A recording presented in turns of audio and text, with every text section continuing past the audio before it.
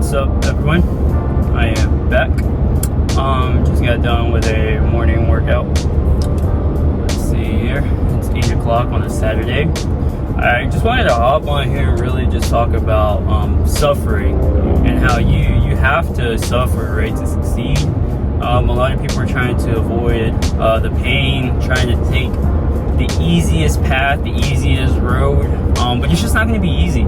And you guys really have to, every day, honestly, you have to put yourself in uncomfortable situations that are going to put you closer towards your goals. Simply because of the fact, if you're always comfortable and you're never trying to push yourself outside of your comfort zone, then you're going to be complacent, right? And you're just always going to be stagnant. You're never going to really be in pursuit of anything. You're never going to be growing.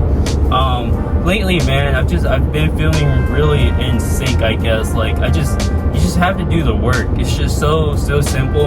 I started reading this new book called The Four Arrangements, and I'm in the first chapter talking about agreements and how we make agreements with ourselves when we are kids, right? And this kind of translates to the rest of our lives and how we perceive the world. Let's say you were a small child and you had a big dream of playing basketball, baseball, soccer, whatever it is. And let's say, you were playing outside and your parents just, you failed and your parents weren't really supportive and kind of told you, hey, just leave that alone, focus on schoolwork. This is going to be more important for your life. The sport thing, it's just a dream, that's nothing for you. You're going to have that stuck in your head subconsciously for the rest of your life. You're going to form that agreement that, okay, I'm not good at these sports, I'm not meant to do this. My parents told me this because they are such impactful people in your life at a young age. So you form this agreement that you perceive yourself in a certain way, basically. And we have to realize that we can form new agreements, right? And so basically saying hard work, right?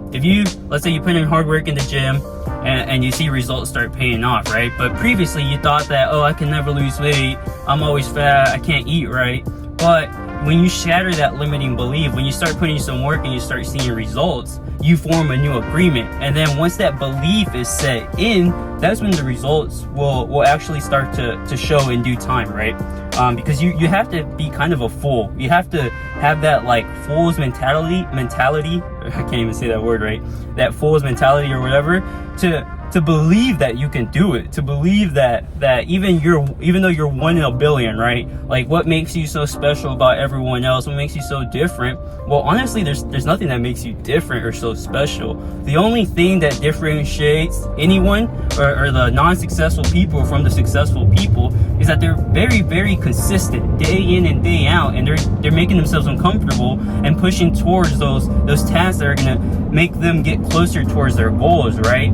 That's it. There's nothing else to it. We all have the same time. We're all humans, genetically, biologically broken down. We're all cells. We all have organs, whatever. We're all the same. The only difference is what's inside here, how we perceive the world, how we decide to react to everything.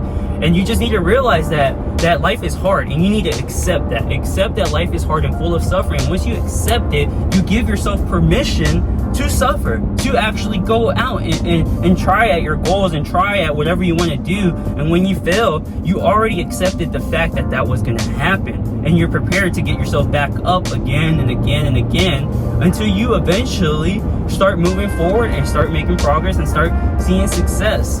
And then a lot of people don't realize that the real beauty and all the suffering and pain and trials and tribulations that you go through is that it's building up your character, you as a person, and you're becoming someone great, someone who is understanding, someone who can make an impact in the world, someone who can inspire others because you went through hell or high water while others didn't. And then that can just be a visual representation. You can be in your own community, right? If everyone came from the same high school, came from the same spot, and you made it out and they didn't, what the fuck is the difference between you and them?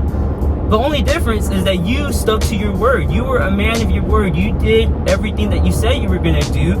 And you went out there and you suffered and you failed over and over and over again. And while everyone was, hating on you, making fun of you, telling you to get serious, you were always serious. They just couldn't see the vision because we're all different, okay? We all have different visions of what we want to become in life, right? I'm not I'm not saying that it's a bad thing for you to want to be a normal person working a job or whatever it is. I'm just saying that when others have big goals and big dreams, you don't need to push them down, because if anything, those people are going to help bring you up, right? If everyone's winning around you, it's just going to bring the whole entire culture, the community up. And you can be that beacon of light, that inspiration to be like, damn, if this dumb guy or this regular Joe Schmo can do it, what's the difference between me, right? So yeah, I just wanted to hop on here and really just talk about how he's going to take a lot of suffering and pain, and you need to accept that and form that agreement. And this book I've been reading, The Four Arrangement, man, it's been really helping me. And another thing that they mention in the book is that make sure your word is impeccable, right? The word is the most powerful thing we have, right? The word, if you think about it, right, like all these high power people, influence people, when they use their word, they create such an impact to the world. Their words have such meaning, but because of their life experience and all the suffering and pain they went through and where they're at now, those words have so much heavy pressure that it creates impacts on others and causes people to change, causes people to take action, inspires others, and you're overall helping and creating a positive impact for others. But also, a counterpart to the word is also very strong, and if you use that for negative things and you poison people's minds and you have all this negativity, you will bring people down to very, very lows, okay? And people can do this, right? High people in power can create anxiety by things that they say, impose this negativity on you, and kind of like, you know, bring everyone down. So you need to make sure you're surrounding yourself around people who hold themselves to a higher standard, who make sure their word is impeccable. I mean, not always, right? This is something I'm trying to work on actively. The way you speak about yourself is how you're going to treat the world outside of you, and that energy is going to radiate, right? So if you're always kind of, you know, bashing yourself down, hating on yourself, telling yourself you're making no progress, it's too hard, blah, blah, blah, blah, and you're not kind of looking at the other perspective, like, okay, I'm trying, other people aren't trying, I'm up in the morning working while others are sleeping, I'm still going, others have given up, I still have another day at life, another chance. When you switch that perspective and you start speaking that word out, it's going to empower you, right? It's going to give you that strength, that boost. You're going to have that faith that you need really to get through these hard times, because it's not going to be easy, and you need to be doing everything you can in order to push forward. And because nothing is going for you, you need to realize that the whole world is against you. So if the whole world is against you, don't think you're going to be able to pull this off by mediocre effort, right? Don't you're going to get mediocre results with mediocre effort. I need all in effort from everyone, because ultimately we're trying to become the best version of ourselves. I'm not saying you burn yourself out. I'm just saying you need to be growing, you need to be improving, you need to balance yourself out, I guess, if you want to. But when it's that beginning stage of you trying to make it out, and you have no resources, you have no network, no capital, no nothing, balance is non-existent. I'm sorry, but whoever is trying to balance their life when you're first starting to succeed, you're an idiot. It's not gonna work, or if it does work, you're gonna be 10 laps behind everyone else, because while you're trying to balance and while you're trying to do all this and that and trying to be, I don't know what, others are putting in the hard work day in and day out, not sleeping, sacrificing whatever they need to, because they might be in a worse situation than you. They might have children to feed. They might have a wife to take care of. You don't know everyone else's situation. So when you think you have it so bad, just realize that other people are out there struggling as well. But that should give you power, right? Give you hope that you can succeed and you can keep pushing forward, and that you can hopefully inspire others around you who are doing, you know, maybe worse or are not in a good situation, to also dig themselves out of it, right? Why wouldn't we want to do that? We want to spread this positivity and create this impact on the world that's ultimately going to benefit everyone, right?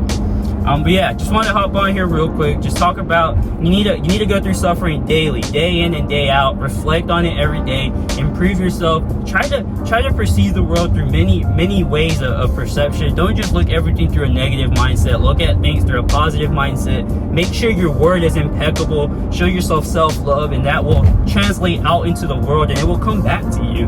And then form those new agreements, okay? Form that agreement that you aren't a failure, that you can succeed if you put in the hard work, that if you keep putting in the hard work and you don't stop going, you will eventually succeed. If you form that agreement, then you will have the motivation to face to get up every day, because you have that foolish belief that you can succeed. And it's not foolish, really. You just have to be foolish at the beginning, right? Because you have no proof. You have nothing to go off of. All the proof you have is others doing it, but you haven't done it yourself.